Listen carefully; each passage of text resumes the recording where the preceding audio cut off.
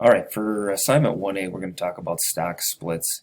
And a corporation will typically conduct a stock split when their stock price reaches a level where they either they feel it is too high, and shareholders, or not shareholders, but potential new investors may see that as a sticking point to enter the market or to purchase that stock.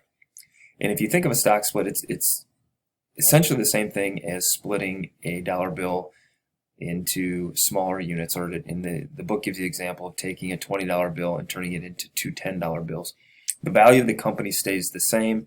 You're just splitting up the current shares you have into smaller pieces and making them less valuable per share.